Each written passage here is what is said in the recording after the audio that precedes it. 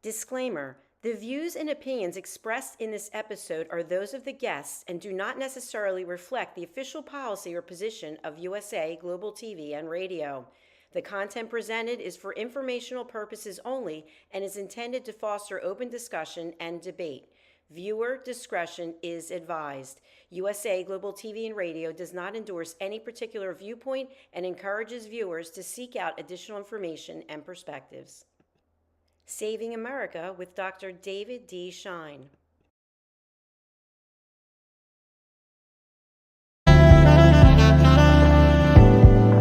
Welcome to USA Global TV and Radio, where our mission is to provide education, entertainment, hope, and inspiration.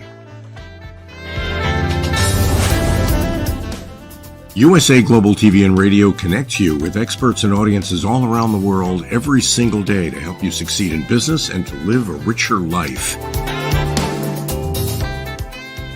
Visit us at usaglobaltv.com to learn about career and life-changing training and mentoring programs like the Listening Mentor.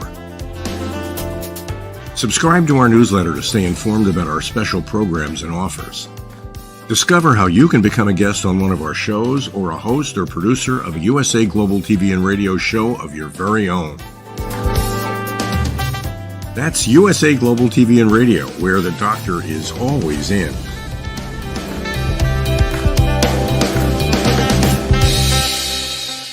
Welcome to Saving America. This is your host, Dr. David D. Schein.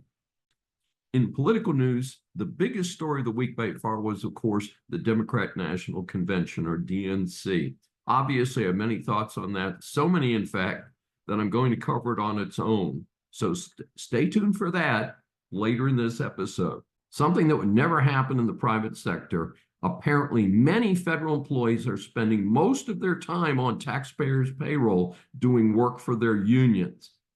A bill recently proposed by the Republicans in Congress would end taxpayer-funded union activities by federal employees. Apparently, Trump tried to limit this to 25% of their work time, which I still find ridiculous, but Biden-Harris administration reversed this rule, and that means that you could have people on the federal payroll spending 100% of their time working on their union activities. One of my planks in Saving America is to have our federal workforce do real work or get fired.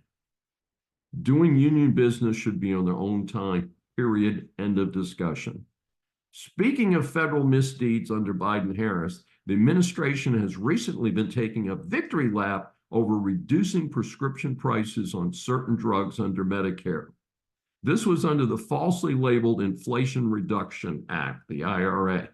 But guess what? A big price increase is going to follow for the overall policies that Medicare recipients pay. Why? To make up for the losses on the prescriptions. To avoid this hitting in an election year, get this, folks, the Centers for Medicaid and Medicare Services, CMS, planned a 3-year demonstration project to subsidize these premiums. It will keep them low during this period. But the subsidies are going to have to come from somewhere, right? It's estimated that the taxpayers will fund an increase in subsidies from $30 per recipient per month in 2024 to $142.70 a month in 2025. Just what we taxpayers need when the federal debt is already out of control. This is a totally unacceptable situation. On the economic front, there are many signs that things are not okay. Consumer credit card debt has surged past $1 trillion. If there are many defaults on this debt, this could ripple through the economy. The consumers flush with COVID cash ran through that cash now. The problem now is that many are still trying to spend at that level, but without the cash reserves because they've already been exhausted. Switching gears a bit. PRC persecution of Falun Gong spreads to the USA. My audience knows that I've expressed concern about the People's Republic of China persecution of the Chinese followers of the peaceful Falun Gong movement. In the US, Falun Gong has created Shen Yun, a performing group which is set up as a nonprofit foundation. Turns out, recently, 2 Chinese agents pled guilty to acting as unregistered agents and bribing an IRS agent to take away the nonprofit status of Shen Yun. This again emphasizes the importance of having a strong American government across the board that will not allow the PRC to do such shenanigans, certainly not inside the United States.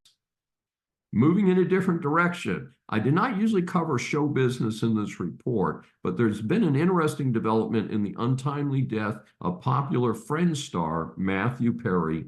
He died just short of his 55th birthday. A stunning headline states that 5 people, including his assistant and 2 doctors, charged in Matthew Perry's death. Note that the doctors charged were not his regular doctors. This report indicates that the ketamine overdose was the cause of his death. This is reminiscent of the death of Michael Jackson, whose death was blamed on legally obtained drugs, according to a report at that time. We close with some good financial news for Texas. Saving America recently hailed Chevron's moving its corporate headquarters to Texas. While there are also many financial firms that are finding a friendly and less expensive base in the Lone Star State. Household names like Goldman Sachs, JP Morgan, and Wells Fargo are making major moves in Texas. One statistic is Dallas is second only to New York City in the number of people employed in the financial sector. Saving America welcomes FM Red O'Loughlin III. He is a researcher, author, public speaker, independent publisher, and broadcast host himself. He speaks on health and wellness, aging, personal growth, and motivation. Red retired as a naval captain with 31 years in the Navy Reserves. He was a naval flight officer and flew nearly 1,000 missions in P-3 anti-submarine aircraft. He served in Vietnam and retired as the Deputy Director of Reserve Affairs in Stuttgart, Germany. Red has traveled to 60 countries during his military career. Captain O'Loughlin has been awarded numerous military honors due to his long and distinguished career. Red's professional civilian specialties are quality assurance, reliability engineering, and logistics. He has worked in senior management positions at National Semiconductor, Memorex, Dresser Industries, NL Industries, Boeing, and Halliburton. I had to stop the bio there since otherwise there'd be no time for the interview. Our series of interviews for Saving America establishes that the world is full of interesting people. We welcome Red O'Loughlin for his first appearance on Saving America. Thank you, Dave. I am really honored to be on your show. I really appreciate the invitation. Thank you. And in turn, I think, I am what they call a Navy brat. My dad did 28 and a half years in the Navy, so very respectful of the military, and certainly your commitment to the military is much appreciated. With your long military career, what do you think of the current focus of the U.S. military in its difficulty recruiting new enlistees? Do you have some suggestions? Well, I went in during Vietnam, and so that's a totally different mindset. Because back then I expected, having a degree in chemistry, that I was going to be excluded from the national defense exemption at that time. And then the president decided, no, they want the best and the brightest. Everybody comes in. And so unless you had a family already, or you went to Canada, you were part of that crowd that got there. And so there was very little opportunity for you not to go in. Now, we had the Vietnam War going on, not very popular. You turn that around to look at 9/11, and then everybody's going in. So it's a perspective of what's going on in the world at the time. You have people who says, well, I can go in the military to avoid going to jail. I can go in the military to learn a new trade. I can go in the military to do whatever. So you have people coming in, they want to be pilots. They want to be whatever their passion is. They may not even know what it is. Maybe they just need the stability of the military. So from a perspective, I think that there's a couple drivers. And right now we're in that cycle where you have the wokeness and the DEI and other social engineering things. And I don't think the military ought to be a social engineering organization. You want a tip of a spear that will go in and take care of whatever's there, but you also need the logistical support. You need a lot of other things to make those things happen. So from a perspective of, if 10 years ago, my perspective was different than today, but let's say that you had a a son coming out of high school, and you ask me as a military, would you talk to him? I would say, Dave, I'd be more than happy to. And so I go talk to, let's say his name is John. And John, you're getting ready to graduate. What, you have any career? No, they don't know what they want to do. Well, I would recommend they go in the Coast Guard initially for 2 to 4 years. Why? Because in the Coast Guard, it's a much smaller service and you give a lot more responsibility at the lower levels. You take a level such as a enlisted level 4 second class petty officer, and the responsibility isn't the same. In the Coast Guard, you have tons of responsibility at that level, but in the Navy, Army, and Air Force, they're not allowed that level of responsibility because that's usually reserved 2 or 3 levels up. And so you end up with a situation where you have the military discipline, you have the stability, you have a lot of things there. So now they put 3 or 4 years in, they have some kind of educational program. They get out, they can go to college because now it's going to be paid for. Now, if they want to go in, depending on what their skill sets and what their goals are, they want to go in the Air Force, the Marine Corps, whatever.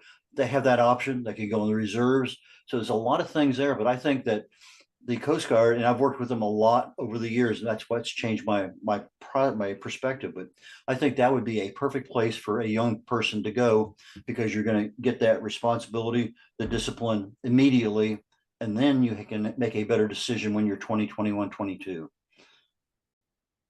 Well, switching gears a little bit, Red, I know that your passion is health and wellness.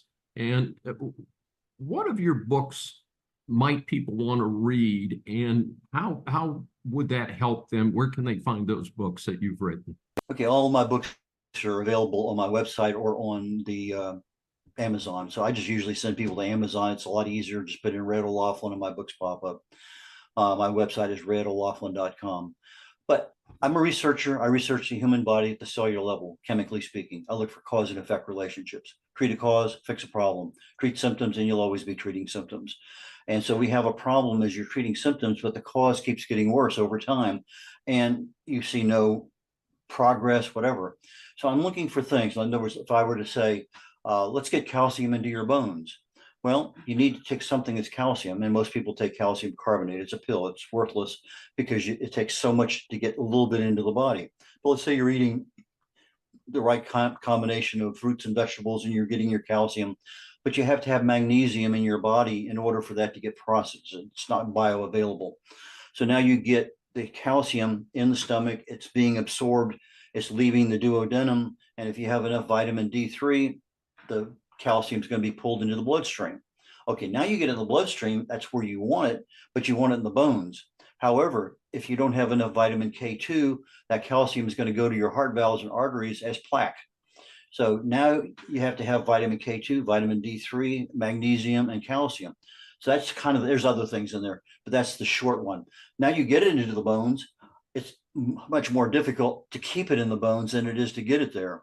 Because what happens is your body has what's called a pH. It's a balance between being acidic and alkaline. And the body's blood system needs a pH of about 7.4, plus or minus a little. And so if you're in 7.4, hey, everything's fine. Calcium stays in the bones. Everybody's a happy camper. But anytime you eat protein, fat, carbohydrates, you exercise, you breathe, you think, your body becomes more acidic, less than 7.4. What happens then? The bloodstream reaches into the bones, grabs calcium molecules, and stabilizes the pH of the bloodstream.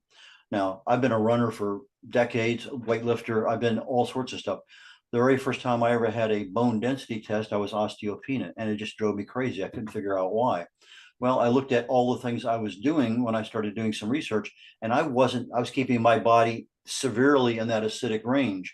So my body was constantly leaching my bones of calcium in order to maintain a blood pH for health. So what happens when you get old? Well, brittle bone, other things, and those things are issues that become a problem. And so you have to take primarily fruits and vegetables in a higher level of dose in order to offset all those other foods you eat and all the other activities you have, just in metabolic processes. So what I do is that's what I look at. Now, I have 2 books out there. The Joy of Ageless Health covers 7 different things: stress, toxins, radiation, infection, inflammation, diet, even expectations. These are things that operate at the cellular level in the body, and do that inflammation chronic low level, you're starting to get some level of mutation at the DNA level. So if that's the case, what can you do about it? Well, with stress, there's certain things, with toxins, there's certain things. And I go into detail on the joy of ageless health as to what can you do to prevent disease from even taking part in the body. So if we follow that other exercise and say, if I'm getting a lot of fruits and vegetables, I'm probably keeping my body alkaline, which just really pushes off a lot of diseases, but also makes us a lot more healthier down the road. The other one that I would talk about today real quickly is the longevity secrets for healthy aging. And that particular one talks about the 2 primary causes of aging: the telomere length at the end of your DNA, where the DNA is kind of wrapped around each other. It's, if you look at your shoelace, you have a caplet at the end, a little plastic thing that keeps all the fibers together. Well, every time the cell replicates, you lose a little bit of the end of that telomere. And over time, the cell replicates enough, boom, there's not enough there, the cell dies, normal death, planned. That's the way everything works. However, if you're overweight, you're a smoker, you have diabetes, instead of having just a little bit of that telomere cut off, you have a lot of that telomere cut off. And so you kind of reduce the age of that cell. The other one is a thing called human growth hormone. When we're little kids, we got tons of that stuff. However, as you get older, you're making less and less. And there's a lot of things with age that you make less and less. Well, something as simple as a fast will cause that human growth hormone to increase significantly. And so those are things that I talk about in there. What causes you to age? What can you do to accelerate your aging? What can you do to decelerate your aging? So those are 2 books that I would recommend: The Longevity Secrets of Healthy Aging and The Joy of Ageless Health. So those are 2 that I would strongly recommend to somebody who has a real interest in keeping their health. Sounds good to me, Brad. Our third question today is we're going to switch gears a little bit. As you know, we met for lunch recently, and you shared with me your new book, Heaven, the Final Destination. Please tell our audience a little bit about that book and how it might help them. Okay, I'm a Catholic. I have been all my life. I consider myself devout. I go every Sundays. I go to confession. I keep up with that stuff. I was at church yesterday for a couple hours, adoration, etc. Anyway, I'm getting older. I would love to go to heaven. I think that's our general destination for most of us. That's our desire. Now, Catholics believe in purgatory, which other religions don't necessarily consider. But I want to know, how can I get to heaven, David? Go straight there, bypass purgatory. That was my desire. So when I started researching, I found it's the same thing that I do. If I say, okay, tell me about what causes cancer? What causes Alzheimer's? You can't ask that question. You have to ask it in a roundabout way. Well, the same thing in the Catholic faith. I go to the magisterium, tradition, history, scripture, Bible, and then you have to almost go into some specifics. What did God promise? What did Jesus promise? What did Mary promise? And when I start looking at those things, I can find promises in there. You do this, you get this reward. Okay, well, why isn't the church teaching me more about that? Because that's my long-term destination. I want to know. Well, my perspective is things have changed over time, where they used to talk about heaven and hell and long sermons. Now it's a homily, and it's more or less focused on something that the bishop in the diocese wants to talk about, or something dealing with the gospels and readings of the day. But if we look at sin, and you have the sin, and traditional way that it was explained to us as little kids, you break a window and you go next door and you ask for mercy, you ask for forgiveness, and the guy says, no problem at all, you're forgiven, I understand, you're kids. Well, when I go to confession, that external punishment due to that sin is forgiven, but there's a temporal permanent punishment, not from God's perspective, but from the sin itself. Now, that is the sin that I have to make up for. That temporal punishment, according to the Catholic faith, is something that has to be taken care of in purgatory in order to enter heaven purified.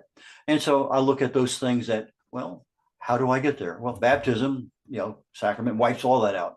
So if I wait till I'm 78 years of age, I get baptized and I die at 78 and a half, I'm pretty good shape. But if I get last rites at 78 years of age, that's a free ticket straight into heaven because it removes all that temporal punishment. But there's a lot of other things. If we just look at a simple thing, David, if you don't ask, you're not going to receive. So ask and receive, expect. But the other things in the sacraments, there's a brown scapular. I wear this thing. There's certain promises that with that scapular, you have plenary indulgences. There's certain requirements for that take away the temporal punishment. There are First Fridays, First Saturdays. There's a lot, Seven Sorrows of Mary. There's a lot of things, but I think probably one of the biggest ones is the St. Bridget prayers. There's a 15 prayer combination for a year and a 7 prayer combination for 12 years.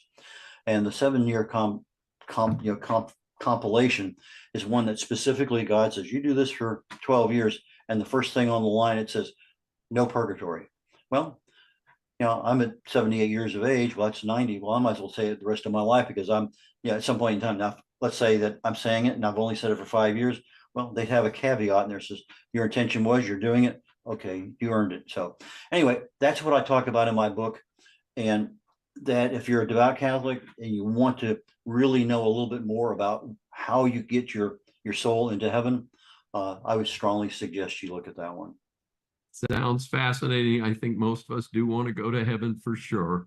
And Red, you mentioned it a minute ago, but how can our audience get more information about you and your books? RedO'Laughlin.com. That's RedOlaughlin.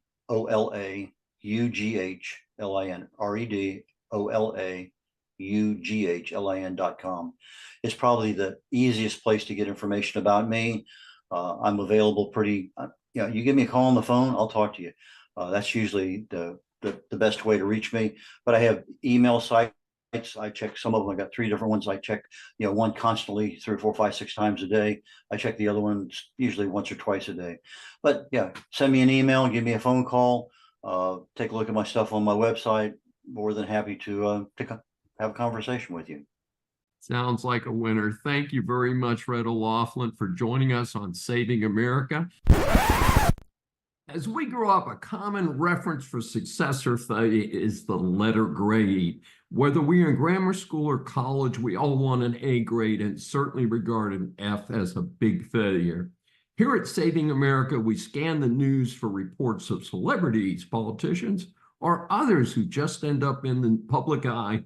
So the A grades are awarded to people and organizations for great service to their communities, and the F grades, of course, are unfortunately more common, are awarded to those who need to do a lot better. This special badge of dishonor this time is for the Indiana School District, specifically East Central High School in St. Leon, where senior Cameron Blasek was told not to fly the American flag from his pickup truck. This was supposedly because this might cause other students to display offensive flags. What? When high schools are embarrassed to have the American flag displayed, the communist takeover of America and specifically its education system has gone far too far. The scumballs in this case originally claimed flying Old Glory could lead other students to display offensive flags. This clarification was that the American flag, it's going to be the exception. Yeah, that was after social media got a hold of it and thousands upon thousands of people responded. So Saving America today awards today's F grade to the administrators and other whack commies of East Central High School in St. Leon, Indiana, whoever told a student that he could not display an American flag on his truck. The Democrat National Convention was held in Chicago. I think just about everybody knows that. It was similar to the Republican National Convention just a month earlier in Milwaukee. My opinion, a total waste of time and space. As before, most of the TV networks aired it every night for a week. If political junkies like me don't care to watch it, how can they expect most of America to watch this boring trash? I do have some reactions, of course. If the conventions are to continue to be aired, At least have some suspense. Don't name who the candidate is until the third day, or at least don't name the vice president.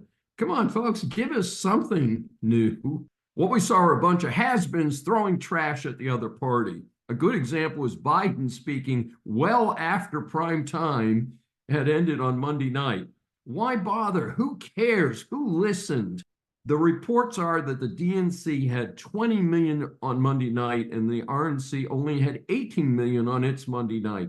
For the RNC, the peak was Thursday night with about 25 million for Trump's speech. All I can say is there must be a lot of people up there hard up for entertainment to tune this in. I have to question these numbers. I did some research as part of this article to try and see how they decide that there were 20 million or 25 million.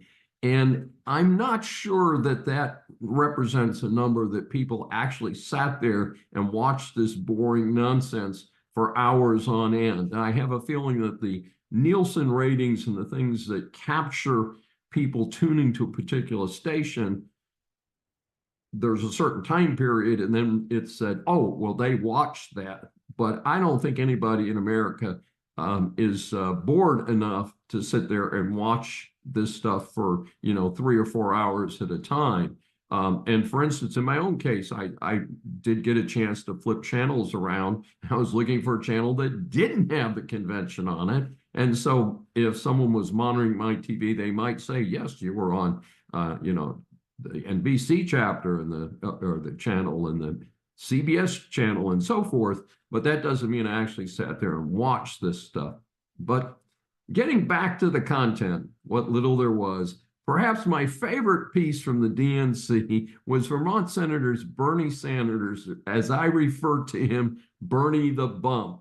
What a piece of work. He complained about how bad things were for working people, high prices and high rents. I think the old bum missed the part about his party has been in power for the last 3.5 years. Right, inflation due to the unrestrained government spending under the Biden-Harris program has ripped the poor and middle class.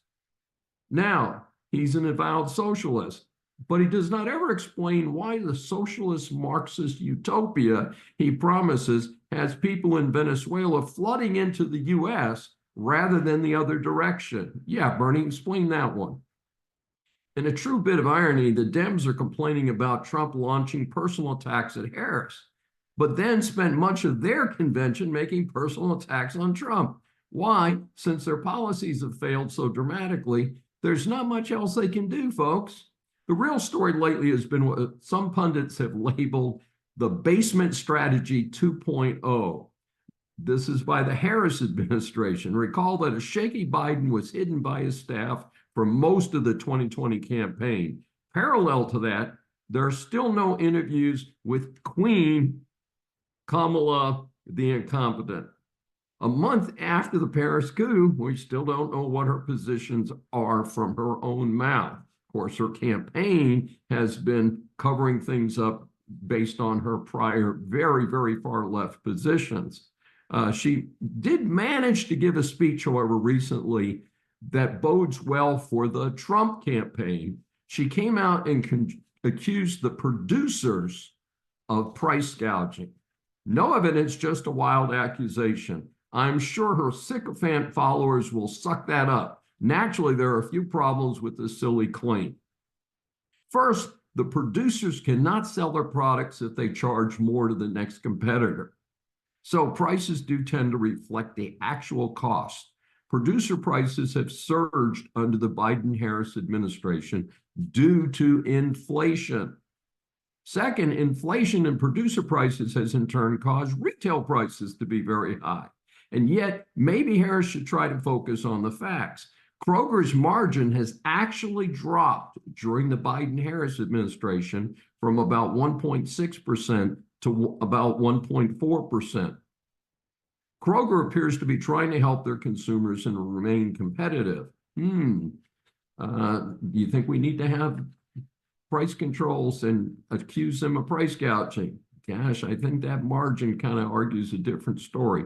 Third, the Harris solution in her one big speech was price controls and rent controls. Interestingly, it was a Republican administration that tried this and failed. Right, the Nixon administration in the 1970s. It was an utter failure.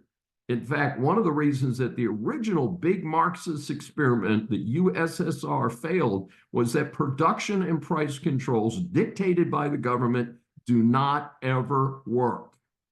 Price controls produce product shortages, not better consumer prices. In turn, rent controls reduce the availability of housing. So right now, America is facing a true shortage of housing. What causes? Well, part of the problem is the sheer cost of materials impacted by the Biden-Harris inflation. And due to that inflation, the Fed raised benchmark interest rates in order to control inflation, which in turn caused mortgage rates to triple. In other words, Harris is complaining about problems that her own administration created. In the meantime, Tin Walls, her VP candidate, has his own problems. A list of 50 GOP lawmakers who served in the military have signed a document citing egregious misrepresentations by Walls about his time in the Army National Guard. His claims have been labeled stolen valor.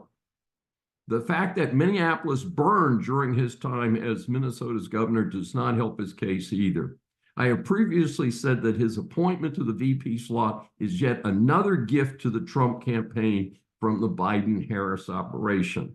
I love the fact that Pennsylvania Governor Shapiro has now come out and said that the failure of Harris to name him as her VP candidate had nothing to do with him being Jewish. Hey, if you buy that, I have a bridge in Brooklyn that I'd like to sell you. Trump needs to get on message and stay on message. As my regular audience knows, I'm a hardcore conservative, not a Trumpster. However, given the far left Harris-Walls ticket, it is not an especially hard choice. Regarding Trump's first term, he had good economic policies. He often comes off as a jerk, and that is hard to fix. I haven't come up with a solution yet. I've been trying to communicate with him, but for some reason, it doesn't seem to be working. He also did a miserable job of picking his staff and who he held over from the failed Obama administration. In a recent speech, Trump explained that he was new to DC in 2017, and that while he picked some good staff people, he admits he picked a bunch of losers as well. And he is saying, I'm now familiar with the game and I will do better this time. I believe him. His loss in 2020 can easily be attributed to the COVID pandemic. The Biden-Harris administration actually did worse with COVID, but voters did not know that when they voted in November 2020. It does remind me of the short recession America experienced in 1992. Americans voted for the unknown and truly unqualified Bill Clinton over George H.W. Bush. The facts are that America was on the way out of that recession when the election took place. So Clinton got to bask in glory of a winning economy during his administration that Bush actually had laid the groundwork for. So what does Trump need to do? He needs to compare each of his successful policies with the Biden-Harris failures, and especially the border, where Harris was the czar. As I've mentioned, she's trying to work her way out of that, but there's far too much legacy there for her to deny that. The economy's got to be number one. Americans were better off 4 years ago than they are today. That is easy and should be center focus of every speech. Just in time for the election sprint, the U.S. Department of Labor just adjusted the jobs data for March 23 to March 24. They reduced the total number of jobs downward by 818,000. Yes, nearly 1 million people less on the work rolls. This is huge. And as Trump justifiably has claimed, much of the hiring under Biden-Harris was just putting people back to work who were laid off due to the COVID dip. Now, Trump is also claiming a lot of illegals now have some of those new jobs. I do not think that's true, but if he has real data, I think he needs to show the voters. The uncontrolled border is number 2. Harris was unquestionably named the border czar and was an absolute failure. Hammer that over and over again. After all, she would not be lying about her title now if she had had any success at all. Number 3, crime is a major factor for most Americans. Harris was soft on crime before getting to the VP slot. She actually tried to raise bail money for people arrested for violence in Minneapolis. How ridiculous. She advocated for no gas bail when she was the California Attorney General. Of course, there's been a major crime wave by illegals in this country. The list goes on and on. No need to repeat it here. Some say, well, there's always crime. Right, but this is in addition crime that would not be committed if these people were not let into the country. Further, as Trump has pointed out, many of the more recent batch of illegals under the Biden-Harris administration were released from prisons and asylums in their home countries. Number 4 is international weakness under the Biden-Harris situation, which has emboldened America's enemies. Russia would likely not have invaded Ukraine under Trump. Further, the soft on Iran policies have allowed Iran to rake in billions of dollars. This has been used to fund proxies who attack Israel from all sides. It is hard to say if October 7th would have happened under Trump. However, it would have been more difficult with a weaker Iran behind those terrorists. Many of the weapons and missiles being used by the terrorists are directly provided by Iran. That's not really a controversial issue. The recent report is that Hamas has named Yahya Sinwar, who is credited with planning October 7th atrocities, as its head. This ties Iran directly to Hamas. Reports are that Iran will likely have a working atomic bomb by the end of this year. The world has become more dangerous under Biden and Harris. Trump has mentioned finally punishing the military leaders who failed America in Afghanistan. He has also promised to get DEI and wokeness out of the military. I am strongly in support of this. Such silly policy has no place in the military in such a dangerous world. Time for America's military to unquestionably be number 1 in the world, and that means peace in the world. Number 5 is a Harris flip-flop on fracking. She has been consistently against it. Lately, her campaign, not her personally, have claimed that she is now okay with it. Let's believe her prior position and make sure the voters, especially in Pennsylvania, which is dependent on fracking, know this. America's energy independence is part of its security. Also, Americans are paying almost double for gasoline and electricity than they did under Trump. This is something that can help with putting those numbers up in lights. Number 6 in the Schein platform proposal for Trump is education. Creeping socialism with DEI and woke approaches has trashed K through 12 and many college educations. I am a professor who can directly state that our K-12 system is not doing its job. Our students are far behind the rest of the world, especially in major Democrat-controlled cities. The tide is already changing as parents revolt. More homeschooling, more private schooling. This is a good time for Trump to track that movement and support it. More esoteric is the Biden-Harris administration's attack on the current justices on the Supreme Court of the United States, SCOTUS. Most Americans are generally happy with the latest rulings of the High Court. I would just mention that Trump's remarkable 3 appointments in 1 term has saved a number of American values. Regarding abortion, best left to the states, and that allows the Trump-Vance team to keep that out of their program. I predicted in a previous Saving America that Christians were right behind the Jews in senseless attacks. There's a reported surge in anti-Christian hate crimes. Sometimes I hate to be right. It's time for church members and related clergy in America to face the fact that it's time to go public and support Israel and the Jewish people. This is no longer an us-them situation. All of you who support a civilized society are the us. The them are the bands of heathens and brainwashed idiots who are protesting for hate. From my earliest days, due to my fine parents, I was brought up respecting people of all colors and affiliations. I'm on the record for supporting equality for the sexes as well. We need to work on educating, not the uneducated, but the miseducated. The sad fact is that too many in our society have been brainwashed. It will be a tough job, but we must persevere since civilization itself depends upon it. That's right, folks. This is a serious fight. Note that even reasonable Middle Eastern countries like Egypt, Jordan, and Saudi Arabia support stopping the Hamas terrorists. Folks, this is a right and wrong situation.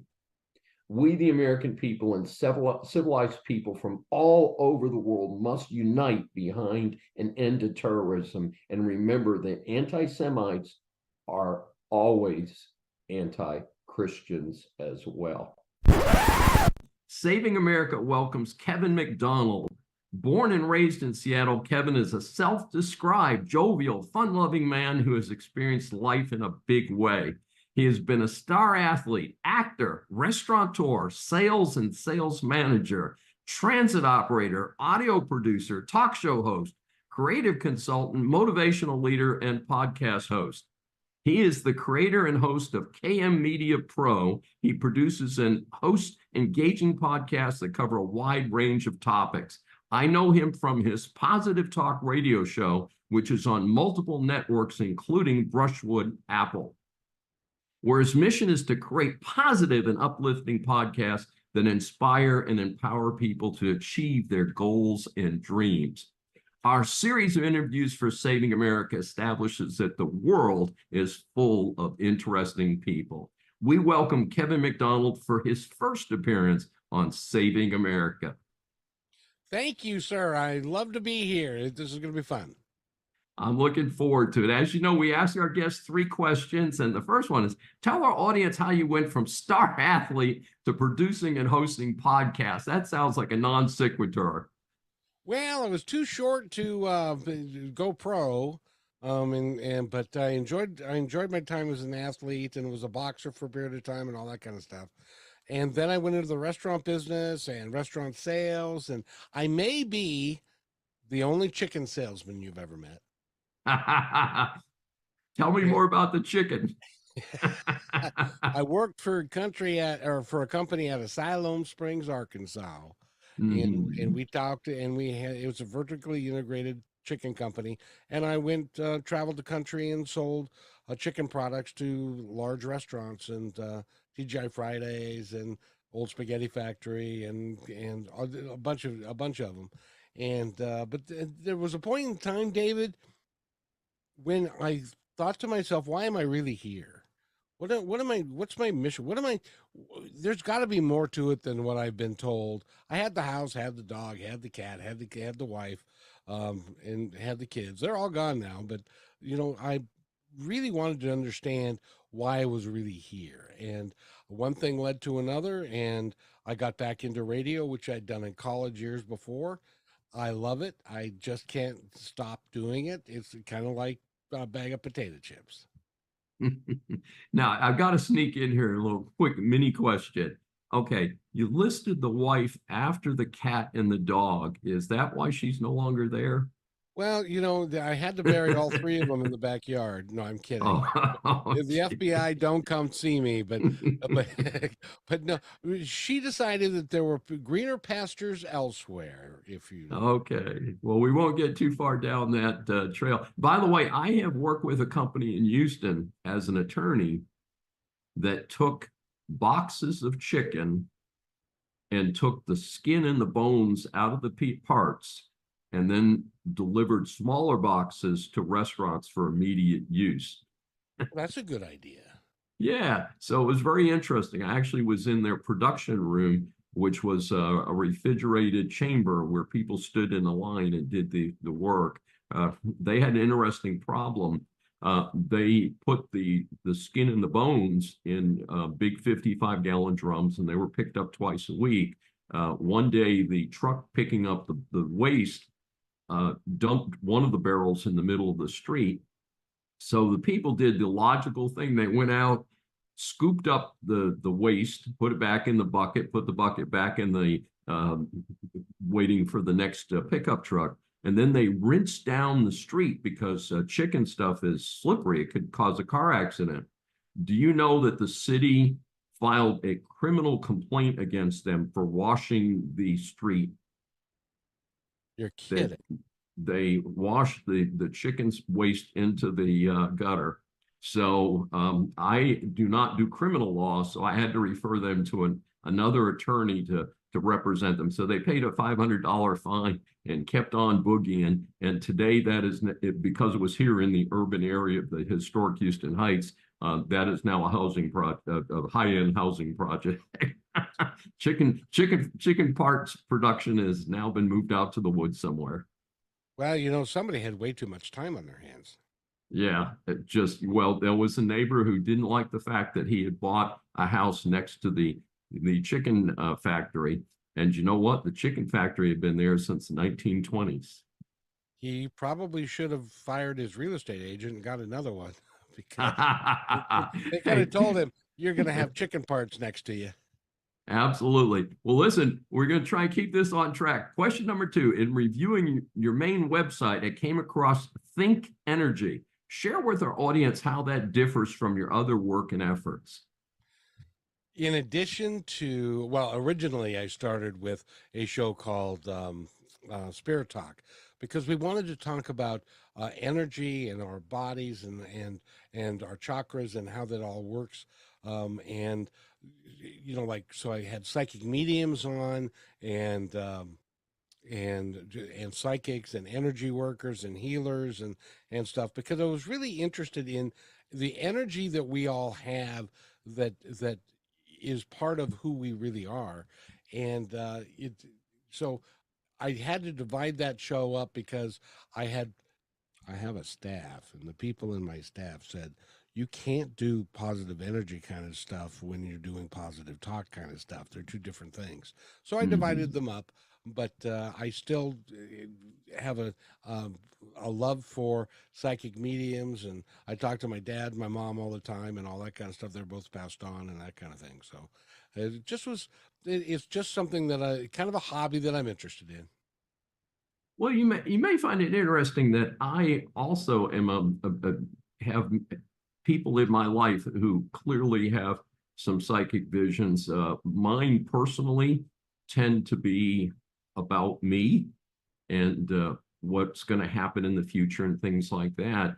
And sometimes people get very upset. I have some evangelical friends who get very upset, and I'm like, I'm not sure how someone perhaps having visions of the future or the past would in any way be a contradiction of a religious belief. But in any event, I don't get into big arguments with them. But the people that I know who are appear to have some psychic energy are God-fearing people. They're not satanic or anything, but it's very interesting area. And of course, unfortunately, they're running a special on one of the cable channels right now of Miss Cleo, the famed con artist. And unfortunately, that doesn't help anybody, you know, when you have people who are taking advantage of the situation. That's a really good point, David, is that be careful, because there are people that are going to try and make money from you. And it's like, do you remember the movie Ghost? Yes, certainly. Her character. Yeah. That she was pretended to be a psychic, but she was fake. So just be careful and get a referral and from somebody that's been with them before. It's like I've interviewed John Edward and several folks like that who are really, really, really talented. If we had more time, I'd tell you the story about John Edward, but I know we don't. So we're good. All right. Well, speaking of time, let's pop the question number 3. Please share with our audience your approach to your positive talk radio, which of course we have the headline behind you. How do you select your guests, and what's the point of the show? Point of the show is primarily to answer the question that we all have at one point in our life. I know you're on your 3rd career now, and we all have a point in time where we say, why am I really here? what am I really here to do? I'm not here just to, sell chicken in my case, or be a district sales manager or whatever. I'm here to affect the planet in a positive way, I think. And so in order for me to activate that, I started Positive Talk Radio way back in 2003 when, as you were talking about evangelicals, in those days, meditation was something that you didn't do. Yoga was something that you didn't do. Those are now mainstream activities. But over time, I fell back into broadcasting, and the purpose of the show is to show everybody by the interviews that we do that you can be more than you think you can be. You can be anything you want to be. And if you choose to write a book or create a song or to be a coach and to help other people, and regardless of what you're doing, if you're doing it for the right reasons, then you get to be on my show if you want to be. Well, that sounds great. Have you had a particular guest recently who really stood out? Somebody has said, darn, that's a really interesting person. Today, as a matter of fact, her name is Michelle Blood. She is a singer-songwriter from Australia, and she was in a near fatal traffic accident. Wow. And she used affirmations, positive affirmations, to heal. And she spent the rest of her life working with people like Bob Proctor and Wayne Dyer and some of the greats of the New Thought movement to really help people recognize that they could be more than they think they can be. Because, we were born great, David. I'm going to get on my soapbox if you don't mind. We were all born great, every one of us. But we spend our lives being told by other people, hey, David, you ain't so great. You got a lot of problems. And so what we're trying to let people know is you are great. Own it, live it, love it, and take care of each other and be kind to one another. That's really the premise of the show. I love the point about being kind to each other, because we certainly have a lack of just basic courtesy and kindness and all that. By the way, you are the first person to mention Wayne Dyer's name in ages, and I have a very interesting connection to him. When I went to work on my MBA, I went to the Virginia Darden School to do a full-time MBA. They introduced a class that was a new discipline. It was called organizational behavior, which is a very basic course in MBA programs today, but they were inventing it. They didn't have a textbook yet. So they had a book called I'm Okay, You're Okay, a bestseller by Wayne Dyer. And it's kind of interesting because I just find it interesting what we worked with in mid-1970s and what it has developed into with these big long textbooks and all that. And frankly, I was perfectly fine with I'm okay, you're okay. And I like the upbeat approach and the application of it. So I think it's pretty interesting. Yeah, and just as an aside, I end every show with be kind to one another because each other's all we've got. And the whole premise of, and I forgot to mention I was also a bus driver for 12 years. And when you're I missed that in your bio. It was getting too long. But when you're a bus driver and you get to talk to all kinds of people, I'd been in the corporate world, and like you, I've talked to people that are vice presidents and making, 6 figures and 7 figures and playing golf in hoity-toity golf courses and having $400 and $500 dinners. And then I ended my working career before I started the podcast by driving a bus where people couldn't afford $2 for bus fare. Incredible. I learned that we are all one, we are all together, and that we have individual life experiences, but we can be whatever we choose to be. Absolutely. Well, I think that's a great way to wrap up this interview. Kevin, tell people how our audience can get more information about you. If you want, well, you can talk to my ex-wife, and she'd have lots of things to say that might not necessarily be all that flattering, mind you. No, Kevin@kmmedia.pro. That's my personal email, and you can do that. You can also listen to the Brushwood Media Network. We're on at 5 p.m. Monday through Friday and at midnight Monday through Friday. And we have all kinds of interesting people. And you're going to be on that show one of these days fairly soon. And we've got something that may be coming up soon that we can't talk about yet, but we'll talk about it later, kind of thing. Sounds like a winner to me. Business students, business persons, or consumers, business law impacts much of what you do. This segment is designed to help you get past the headlines on key stories. Court battles heat up between the AI music generators and the music industry itself. Three of the biggest record labels, Sony, Universal Music Group, and Warner Records, are suing AI song companies, Suno and Udio, in courts in Boston and New York. The two defendant companies, Suno and Udio, use material taught to the AI systems to churn out what it calls original songs. The record labels are claiming that the material is too similar to their original material, which is what teaches the AI systems to get the ball rolling. Note that Suno is tied to Microsoft, so it has a big brother, so to speak. I listened to a song created by Udio called BBL Drizzy. Yes, folks, which has reportedly gone viral.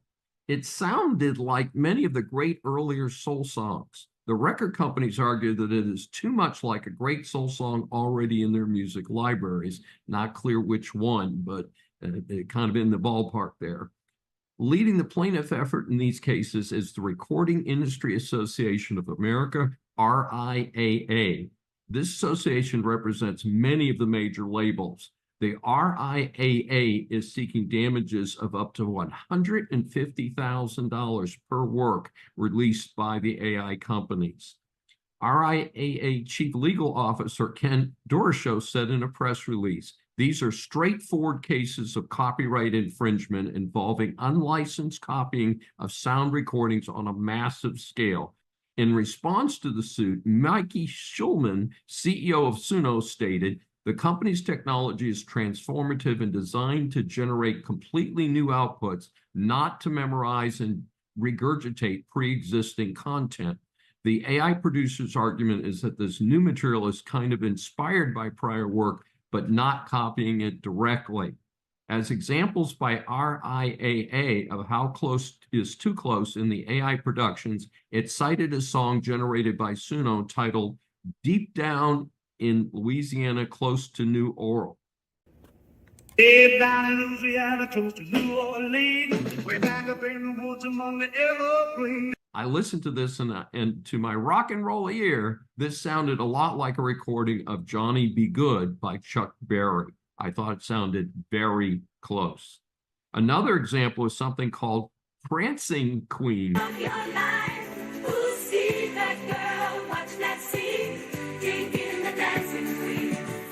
That sounds a lot like Dancing Queen, the big hit by ABBA. However, in this case, while the music is extremely similar, the lyrics follow the same concept, but are indeed different. This sort of kind of like a kid trying to write music similar to one of his guitar heroes. So he writes new, but similar lyrics to a music track, very close to one of his favorites. So kind of juvenile, I guess I'm saying. It is too soon to tell, but for now, it seems to me that the music industry has the upper hand in this until the AI has advanced a great deal further. Thanks for joining me for Saving America. If you have questions or comments, please find me on various social media sites. I'm Dr. David D. Schein, and I will see you next week. Welcome to USA Global TV and Radio, where our mission is to provide education, entertainment, hope, and inspiration. USA Global TV and Radio connects you with experts and audiences all around the world every single day to help you succeed in business and to live a richer life. Visit us at usaglobaltv.com to learn about career and life-changing training and mentoring programs like the Listening Mentor. Subscribe to our newsletter to stay informed about our special programs and offers. Discover how you can become a guest on one of our shows or a host or producer of a USA Global TV and Radio show of your very own. That's USA Global TV and Radio, where the doctor is always in.